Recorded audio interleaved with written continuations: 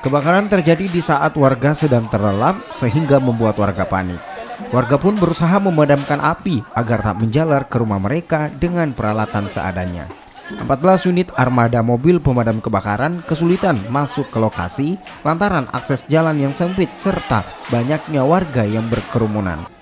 5 rumah warga yang merupakan bangunan semi permanen ludes terbakar hingga rata dengan tanah. Polisi yang turun ke lokasi kebakaran masih menyelidiki penyebab kebakaran. Tidak ada korban jiwa. Rumah berapa yang terbakar? Ada 5 unit. 5 unit. Rumah terbakar ya. Itu permanen atau Itu mana Pak? Itu ada kayak toko atau rumah tinggal Pak? Rumah-rumah tinggal begini. Rumah tinggal ya, Pak? Di lorong-lorong itu. Karena di dalam lorong. Bukan jalan seperti ini ya, agak ke dalam. Pak, akses kesulitan untuk tim damkar Iya. sendiri apa Pak? Kesulitan kita yang pertama akses jalan. Yang kedua ya pemahaman masyarakat kalau ada begini seperti tontonan. Jadi ini terganggu kadang kita punya pergerakan yang mobilisasi.